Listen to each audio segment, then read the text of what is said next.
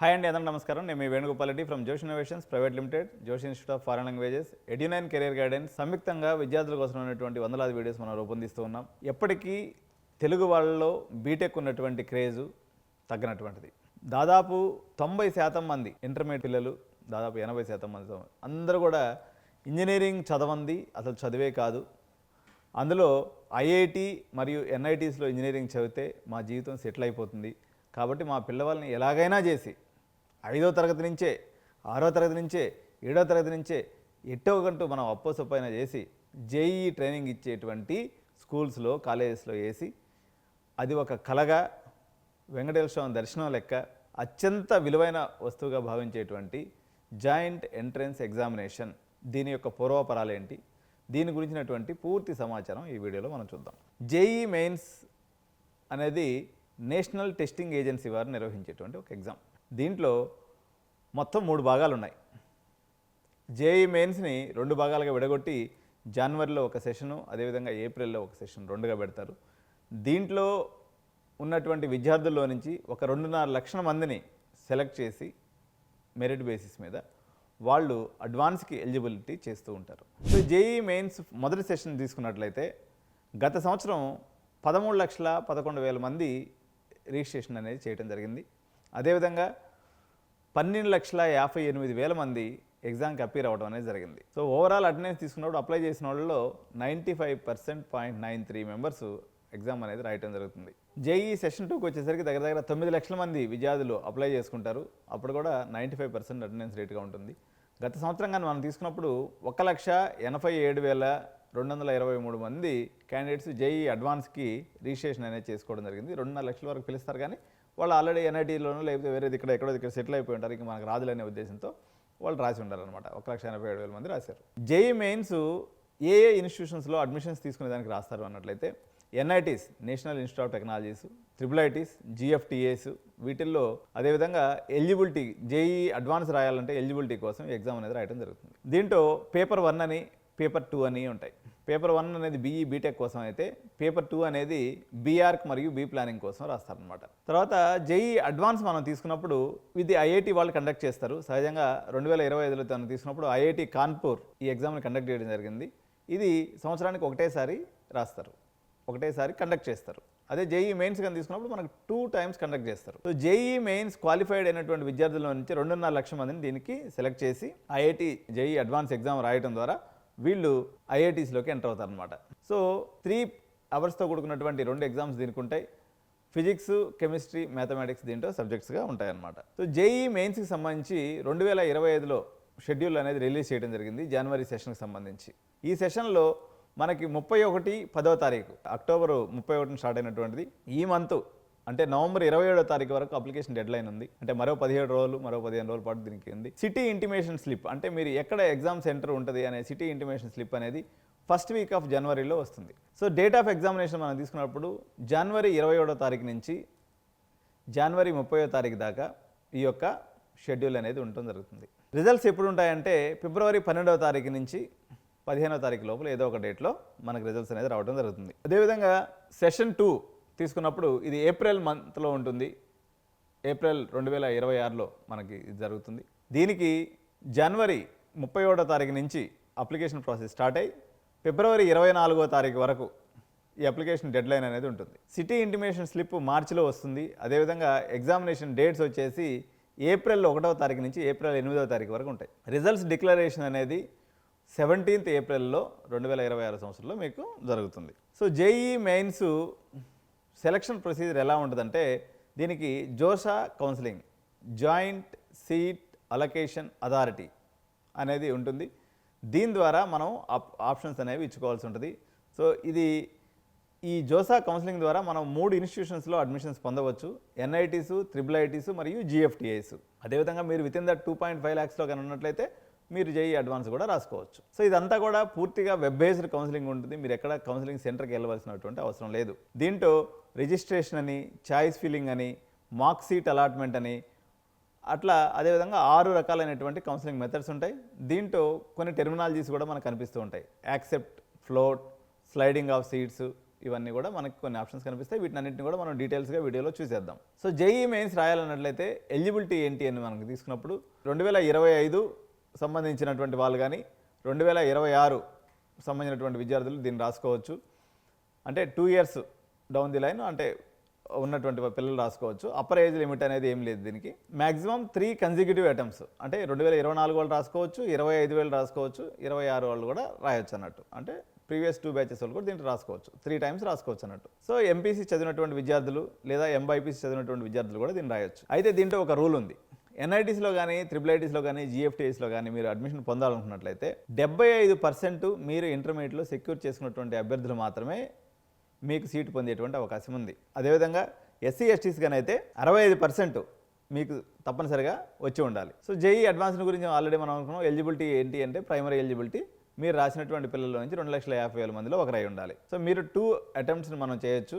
మీరు intermediate pass అయిన తర్వాత అప్పటి నుంచి 2 సంవత్సరాలు అంటే 26లో మీరు ఇంటర్మీడియట్ పాస్ అయితే 27, 28 సంవత్సరాల్లో కూడా మీరు అటెంప్ట్ చేయొచ్చు. గతంలో మీరు ఐఐటీలో అడ్మిట్ అయి డ్రాప్ అయినటువంటి విద్యార్థులు అయితే ఇది రాసేదానికి అవకాశం లేదు. జేఈ మెయిన్స్ రాసినటువంటి విద్యార్థుల్లో ఎంత పర్సంటైల్ వచ్చినటువంటి విద్యార్థులు జేఈ అడ్వాన్స్కి క్వాలిఫై అవుతారనుకున్నప్పుడు జనరల్ విద్యార్థులు అయితే 93% కానీ వస్తే మీరు అడ్వాన్స్కి క్వాలిఫై అయ్యే అవకాశం ఉంటుంది. అదే ఈడబ్ల్యూఎస్ కేటగిరీలో కానీ ఉన్నట్లయితే మీరు 80.38% కానీ వచ్చినట్లయితే మీరు జేఈ అడ్వాన్స్కి క్వాలిఫై అవుతారు. మీరు ఓబీసీ ఎన్సీఎల్ కేటగిరీకి సంబంధించిన వాళ్ళైతే 79.43% వచ్చినట్టయితే మీరు అడ్వాన్స్కి క్వాలిఫై అవుతారు. అదేవిధంగా ఎస్సీ విద్యార్థులు కానీ 61.15% వచ్చినట్లయితే మీరు అడ్వాన్స్కి క్వాలిఫై అవుతారు. అదేవిధంగా షెడ్యూల్డ్ ట్రైబ్స్ కానీ అయినట్లయితే మీరు 47.9% వచ్చినప్పుడు కూడా జేఈ అడ్వాన్స్కి క్వాలిఫై అవుతారనమాట. సో దీని యొక్క రిజిస్ట్రేషన్ ప్రాసెస్ ఎలా ఉంటుందని తీసుకున్నప్పుడు ఫస్ట్ ఆన్లైన్లో రిజిస్టర్ చేసుకోవాలండి. ఆన్లైన్లో రిజిస్టర్ చేసుకున్న తర్వాత మీకు యూజర్ ఐడి పాస్వర్డ్ అనేది మీరు క్రియేట్ చేసుకోవాల్సి ఉంటుంది. తర్వాత అప్లికేషన్ ఫామ్కి పేమెంట్ చేసి మీరు ఫామ్ ఫిలప్ చేయవలసి ఉంటుంది. రిక్వైర్డ్ డాక్యుమెంట్స్ అన్నింటినీ కూడా మీరు అప్లోడ్ చేయాల్సి ఉంటుంది. అదేవిధంగా మీరు రీలాగిన్ అయ్యి మీ యొక్క స్టేటస్ని అప్పుడప్పుడు చెక్ చేసుకుంటూ ఉండాలన్నమాట. ఇదంతా అయిపోయిన తర్వాత మీకు హాల్ టికెట్ డౌన్లోడ్ చేసుకునే ఒక రోజు వస్తుంది. హాల్ టికెట్ డౌన్లోడ్ చేసుకుంటారు, ఎగ్జామ్ అటెండ్ అవుతారు. తర్వాత మీకు స్కోర్ వస్తుంది. స్కోర్ వచ్చిన తర్వాత మీకు ర్యాంక్ని డౌన్లోడ్ చేసుకొని జోసా కౌన్సిలింగ్ కానీ వీటిని అటెండ్ అవుతూ ఉంటారనమాట. ఇది ఒక ప్రాసెస్లో నడుస్తుంది. సో ఈ జేఈ మెయిన్ ఎగ్జామ్ పేపర్ అనేది దీని గురించి మనం చూసినప్పుడు ఇది computer based online test. MPC subjects maths, physics, కెమిస్ట్రీగా ఉంటాయి. డ్యూరేషన్ ఆఫ్ ఎగ్జామ్ వచ్చేసి 3 hours ఉంటుంది. మోడ్ ఆఫ్ ఎగ్జామ్ వచ్చేసి ఎంసీక్యూస్ ఉంటాయండి. ఎంసీక్యూస్ అంటే సో టైప్ ఆఫ్ క్వశ్చన్స్ వచ్చేసి ఎంసీక్యూ ఉంటుందండి. ఎంసీక్యూ అంటే దీంట్లో సెక్షన్ ఏ వచ్చేసి ఎంసీక్యూస్ ఉంటాయి, అదేమో న్యూమరికల్ వాల్యూస్, అది సెక్షన్ బి అనేది. సో సెక్షన్ ఏలో మ్యాథమెటిక్స్ 20 మార్కులకి, ఫిజిక్స్ 20 మార్కులకి, కెమిస్ట్రీ 20 మార్క్స్ ఉంటాయి. ఏదైనా కానీ నెగిటివ్ మార్కింగ్ ఉంటుంది. తప్పు రాసినటువంటి క్వశ్చన్కి -1 మార్క్ అనేది పోవడం జరుగుతుంది. మీరు మంచిగా వచ్చినటువంటి ఏదైతే ప్రాపర్గా ఆన్సర్ రాసినటువంటి క్వశ్చన్కి 4 మార్కులు అనేది రావడం జరుగుతుంది. సెక్షన్ బి అనేది ఈచ్ సబ్జెక్ట్లో 5 మార్కులకు ఉంటుంది. ఇవన్నీ కూడా న్యూమరికల్ వాల్యూస్లో ఉంటాయి. So each question carries 4 marks and each wrong on carries -1 mark. So మొత్తం 75 మార్కులు ఉంటాయండి. 75 4లు వచ్చేసి 300. మొత్తం 300 మార్కులకు గాను కెమిస్ట్రీకి ఒక 100 మార్క్స్, మ్యాథమెటిక్స్కి 100 మార్క్స్, అదేవిధంగా ఫిజిక్స్కి ఒక 100 మార్క్స్.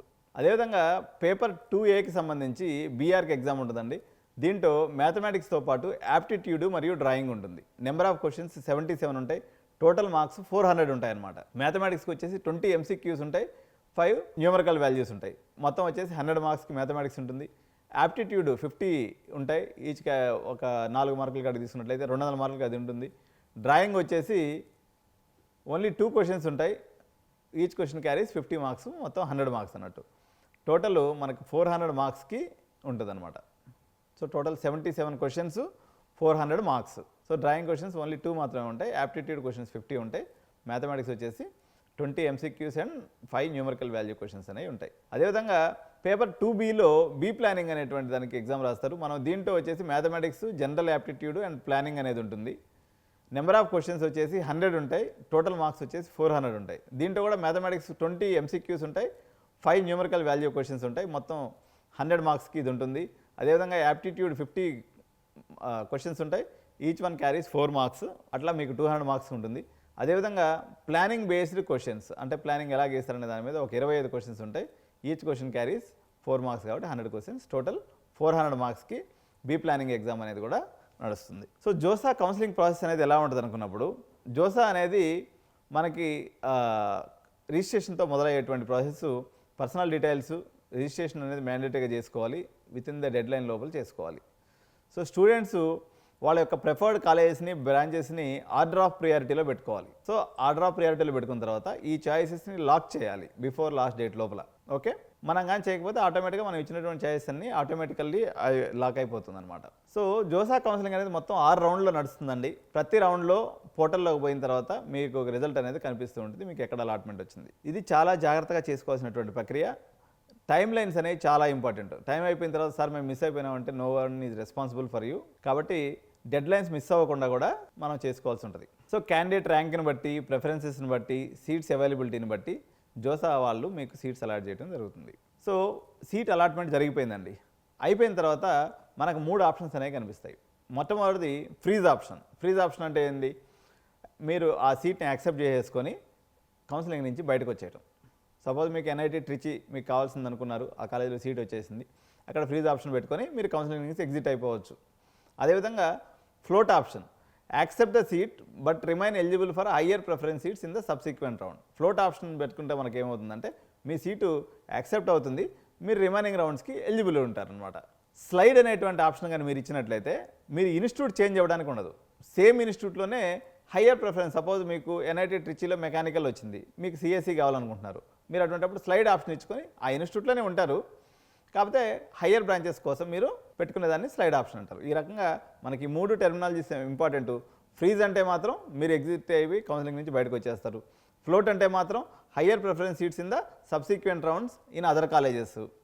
స్లైడ్ ఆప్షన్ అంటే మాత్రం with in the same college మీరు హయ్యర్ ప్రిఫరెన్స్ బ్రాంచెస్కి మూవ్ అవ్వచ్చు అనమాట. సో ఈ 3 ఆప్షన్స్ మనకి ఇంపార్టెంట్గా ఉంటాయి. సో సీట్ యాక్సెప్టెన్స్ అయిన తర్వాత మనం ఫీజు పేమెంట్ చేయాలి కదా. మీరు మాకు సీట్ అలాట్ అయిపోయింది అని గమ్మకు కూర్చుంటే మాత్రం మీ సీట్ అనేది ఫోర్ఫీట్ అయిపోతుంది. అదేవిధంగా మీరు ఆ కౌన్సిలింగ్ ప్రాసెస్ నుంచి కూడా బయటికి నెట్టివేయబడతారు. ఓకే, ఇదంతా అయిపోయిన తర్వాత క్యాండిడేట్స్ రిక్వైర్డ్ డాక్యుమెంట్స్ని ఆన్లైన్ వెరిఫికేషన్ కోసం పెడతారు. డిస్క్రిపెన్సీస్ ఏదైనా ఉన్నట్లయితే with in the given time లోపల పోర్టల్లో మీరు దాన్ని రిజాల్వ్ చేసుకోవాల్సినటువంటి అవసరం ఉంటుంది. అంతా అయిపోయిన తర్వాత ఏం చేస్తాం, మనం కాలేజీకి వెళ్ళిపోతాం. క్యాండిడేట్స్ అంతా కూడా ఫర్దర్ ఫిజికల్ వెరిఫికేషన్ ఉంటుంది, దీని యొక్క certificate verification and formal admission processor ఏదైతే ఉందో దాన్ని ఫాలో అవుతూ ఆ ఇన్స్టిట్యూట్కి పోయి జాయిన్ అయిపోతారు అనమాట. సో మొత్తానికి ఇదండి జోసా కౌన్సిలింగ్ యొక్క పూర్వపరాలు, దీనికి సంబంధించినటువంటి విధి విధానాలు, ఫండమెంటల్గా మీరు తెలుసుకోవాల్సినటువంటి విషయాలు. JoSAA counselling B planning, BArch, BTech and JEE advanced కోసం కూడా ఉంటుంది. కాబట్టి ఇటువంటి కాంప్లెక్స్ ప్రాసెస్ని మీరు మెంటర్ లేకుండా చేసుకుంటే ప్రతిదీ డెడ్లైన్ ప్రకారం ఉంటుంది. డెడ్లైన్ మనం మిస్ అయిన తర్వాత మనం ఏమీ చేయడానికి ఉండదు. దీంట్లో గత సంవత్సరంలో మా అనుభవంలో చూసింది ఏంటంటే ఎక్కడో ఇక్కడ మిస్టేక్ అనేది జరిగిపోతూ ఉంటుంది. పేరెంట్స్ అంతా చాలా బిజీ పీపుల్, ఎవరెవరు ఎంప్లాయ్మెంట్లో వాళ్ళు బిజీగా ఉంటారు. ఇది మేము రెగ్యులర్గా చేసే ప్రాసెస్ కాబట్టి మిస్టేక్ అనేది జరగకుండా మీకోసం మేము డీటెయిలింగ్గా చేసి పెడతాం. మీరు ఎంత మంచి ర్యాంకర్ అన్నా అయి ఉండొచ్చు, లేకపోతే మీ ఇంట్లో ఒక బీటెక్ చదివినటువంటి విద్యార్థి ఉండి కూడా ఉండవచ్చు. అయినప్పటికీ ఒక ప్రొఫెషనల్ హెల్ప్ తీసుకోవడం అన్నది అది వేణుగోపాల్ రెడ్డి ఒకటనే కాదు. ఇక్కడ మేము 10,000 రూపాయలు ఛార్జ్ చేస్తాం, ఇంకొంతమంది 5,000 ఛార్జ్ చేస్తారు, ఇంకొంతమంది 3,000 ఛార్జ్ చేస్తారు. ఎక్కడ అవకాశం ఉంటే అక్కడ మీరు మెంటర్షిప్ అయితే తప్పనిసరిగా తీసుకోండి. తీసుకొని మీరు మీ పని మీరు చేసే అవకాశం ఉంటే చేయండి. కానీ మెంటర్ లేకుండా మాత్రం సొంత ప్రయోగాలు చేస్తే మాత్రం దీంట్లో ఎక్కడో ఇక్కడ మనం ఇబ్బంది జరిగేటువంటి పాజిబిలిటీ ఉంటుంది. 100% జరుగుతుంది అని నేను చెప్పట్లేదు, కానీ పాజిబిలిటీ ఉంటుంది. కాబట్టి so to ruled out that situation డెఫినెట్గా ఒక మెంటర్ హెల్ప్ తీసుకోమని చెప్పేసి పేరెంట్స్ అందరికి కూడా విజ్ఞప్తి చేస్తూ, జోసా కౌన్సిలింగు, అదేవిధంగా జేఈ అడ్వాన్స్డ్ కౌన్సిలింగు, అదేవిధంగా ఇతర అనేక రకాలైనటువంటి ఎగ్జామ్స్ కూడా దీంట్లో గవర్నమెంట్ ఎగ్జామ్స్, తర్వాత ప్రైవేట్ సెక్టర్కి సంబంధించినటువంటి ఎగ్జామ్స్ ముడిపోయి ఉంటాయి. కాబట్టి ఈ జిగ్జాగ్ ప్రాసెస్లో పేరెంట్ పెన్ను పేపర్ తెచ్చుకొని కసరత్తు చేయడం కన్నా మెంటర్స్ని తీసుకొని వాళ్ళ ద్వారా మీరు చేసుకున్నట్లయితే వాళ్ళకి ఆ ప్రొఫెషనలిజం మెకానిజం అంతా కూడా ఉంటుంది. కాబట్టి మీకు హ్యాజల్ ఫ్రీ ప్రాసెస్గా జరుగుతుంది.